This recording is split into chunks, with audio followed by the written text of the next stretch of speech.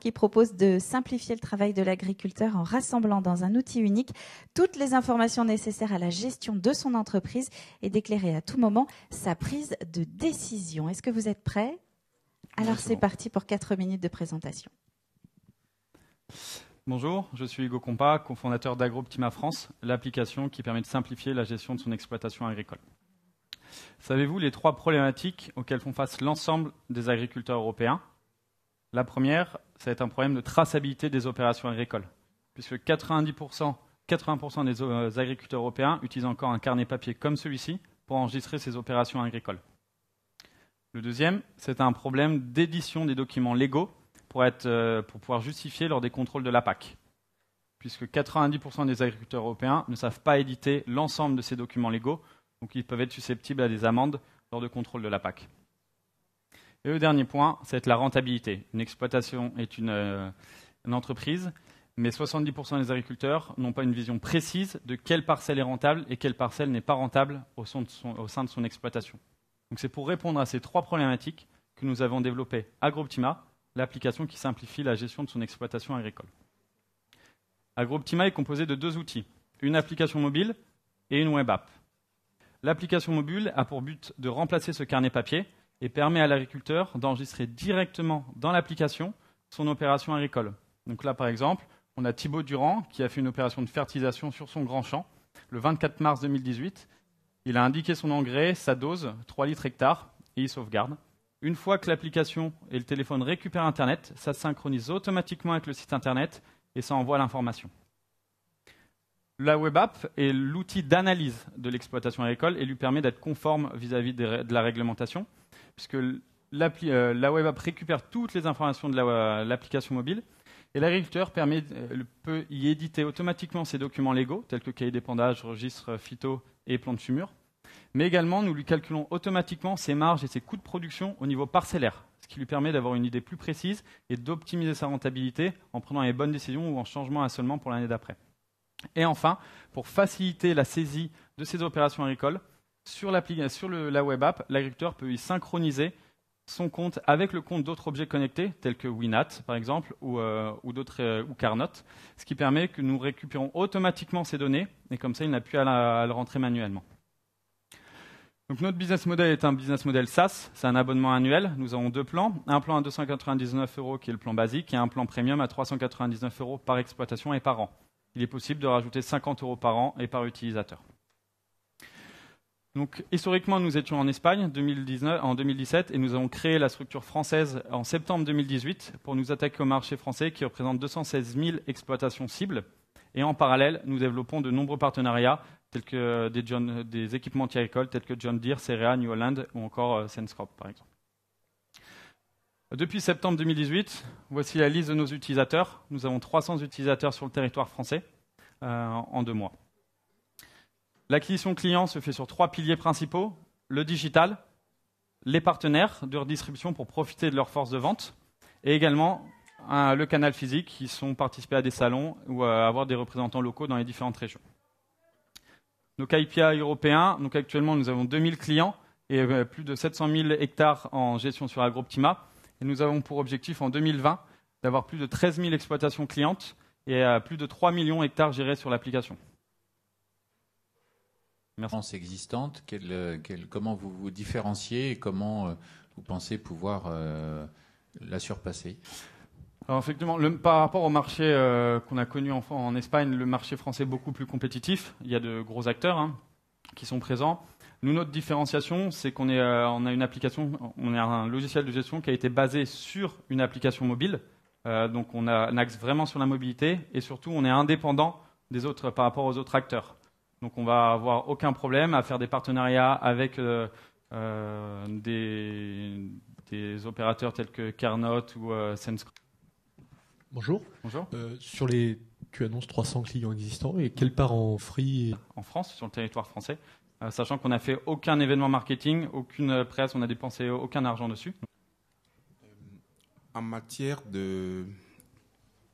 au niveau de vos prévisions ou bien de la réalité déjà de vos comptes, vous êtes à combien au niveau des revenus et aussi au niveau des coûts pour qu'on puisse voir à peu près où est-ce que vous en êtes par rapport à l'équilibre financier? C'est-à-dire le détail de notre À peu PNL. près, oui, à peu près. Non, je veux dire, dites-moi à peu près aujourd'hui si vous avez déjà atteint le seuil de rentabilité. Et aussi, j'aimerais avoir quand même en matière chiffrée, quel est le montant de vos revenus. Cette partie-là, on ne communique pas trop sur nos revenus. Mais à titre indicatif, on a levé 1,2 million d'euros en juillet pour attaquer le marché français et créer la structure française. Ça peut vous aider à répondre.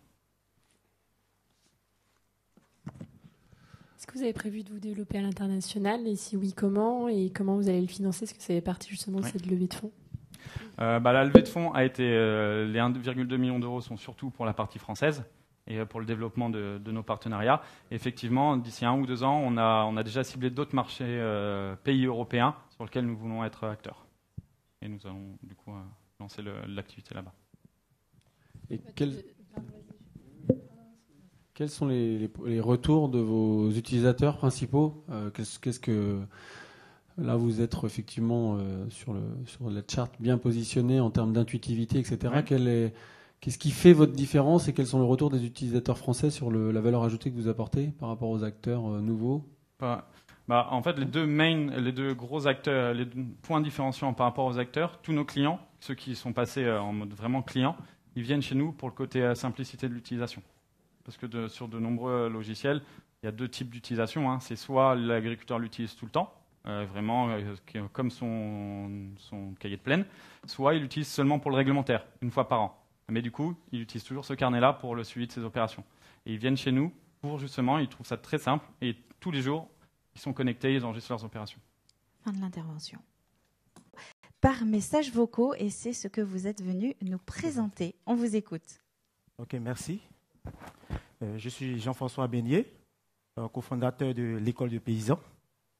Et tout est parti d'une passion du e-learning. Et ça nous a amené à comprendre que l'Afrique est le continent qui a le plus besoin de cette technologie. Face au fossé qui existe entre la croissance démographique et les infrastructures de formation qui existent, et le coût n'est pas jouable, en tout cas pas pour maintenant. Et donc, du coup, nous avons décidé de regarder un peu les domaines dans lesquels nous pouvons apporter du service e-learning pour aider à booster. L'économie repose sur l'agriculture. 70% de la population est quasiment liée à l'activité agricole. Mais malheureusement, il y a une véritable problématique liée aux infrastructures de formation. À tout bout de champ, on peut trouver une formation en informatique, en comptabilité, mais l'agriculture, qui est le socle de l'économie, on n'en trouve quasiment pas. C'est vraiment un contraste, mais c'est la réalité. Les petits exploitants ne bénéficient quasiment pas de formation de base. Ils ont toujours ces techniques ancestrales, transmises de père en fils, qu'ils utilisent aujourd'hui. Et donc, du coup, il a le résultat qui est véritablement négatif, qu'on peut constater. Et ça n'encourage pas aujourd'hui les jeunes qui sortent des établissements à s'engager dans l'activité agricole. Et du coup, nous proposons cette plateforme, l'école du paysan. Et l'école du paysan, c'est une plateforme de formation en ligne qui propose du contenu de formation vidéo en langue française et en langue locale, parce que la majorité des paysans sont analphabètes en Afrique. Et donc, nous proposons du contenu dans 3 langues locales. Les 3 principales langues locales en Côte d'Ivoire, c'est le français, le baoulé, le bété, le djoula. Voilà. Et donc, c'est une plateforme en ligne, certes, mais nous souhaitons nous démarquer de ce qui existe. Nous nous démarquons par rapport au contenu pédagogique. Et pour nous, aujourd'hui, un planteur qui réussit, un agriculteur qui réussit, ce n'est pas celui qui sait juste planter. Il faut savoir planter, il faut associer tout ce qui est alphabétisation, il faut pouvoir donner une touche de numérique, de formation numérique, et effectivement, au bout de la chaîne, il faut savoir gérer ce qu'on gagne. Et donc, du coup, nous proposons ce contenu-là spécial pour donner la capacité aux paysans de pouvoir s'épanouir dans leur activité. Et deuxièmement, nous savons que, comme je le disais tantôt, les paysans n'ont pas cette culture du numérique. Ils n'ont pas cette culture de numérique. Et donc, du coup, l'impact par rapport à tout ce qui est numérique, tout ce qui est agritech que nous proposons, aura besoin de temps pour pouvoir être absorbé. Mais nous avons décidé de ne pas rester là les bras croisés. Nous avons proposer, par exemple, pour le présentant, ce qu'on appelle la caravane de l'école du paysan. Et donc, la caravane de l'école du paysan, consistera d'extraits du contenu multimédia de la plateforme et circuler, faire des tours dans les villages et les présenter, sensibiliser à l'usage des NTIC, à l'usage de tout ce qui est plateformes qui sont développées aujourd'hui pour amener ces paysans-là à réussir leurs activités. Voilà. Et donc, la plateforme est disponible en ligne. Et donc, les paysans pourront, par exemple, bénéficier de ces services-là, d'une part, gratuitement, et à un certain niveau, un contenu payant. Du coup, c'est un modèle du freemium, contenu gratuit, et ensuite, on peut basculer par un abonnement annuel. Et voici un peu sur le modèle contenu derrière. Et là, c'est l'interface d'accueil. Le paysan, l'utilisateur peut, en cliquant sur voir les vidéos, accéder à son interface de login qui lui permet de se loguer et tout ça. Et du coup, il accède à une interface dans laquelle il aura les vidéos. Et voilà, donc c'est le dashboard, c'est l'interface, la classe virtuelle qui va permettre à l'utilisateur d'accéder à du contenu multimédia. Et... Fin de l'intervention. Merci. On va passer aux questions pour l'école du paysan. Donc, concrètement, aujourd'hui, si je veux me connecter pour prendre ces cours, combien ça me coûte? Combien j'ai accès à de vidéos? Combien vous en avez déjà en ligne? Et quel est derrière votre business plan pour équilibrer vos comptes? OK. À ce niveau, comme je le disais tantôt, nous sommes à 90% du développement de la plateforme. Et en parallèle, par rapport à ce contenu pédagogique spécial, nous travaillons avec une institution en Côte d'Ivoire qui est chargée au suivi pédagogique professionnel, qui nous accompagne en parallèle dans la conception pédagogique.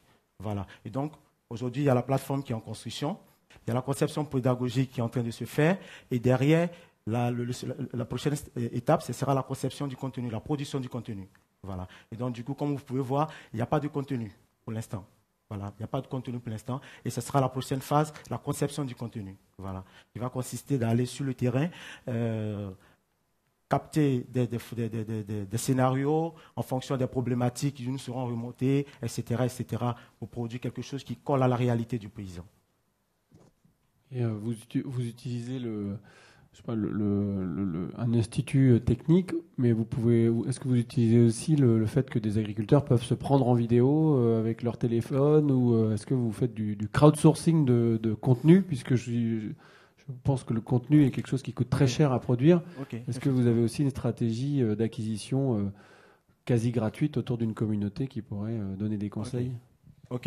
Dans notre équipe, nous avons un technicien agricole qui nous aide à penser aux thématiques dans lesquelles nous allons développer.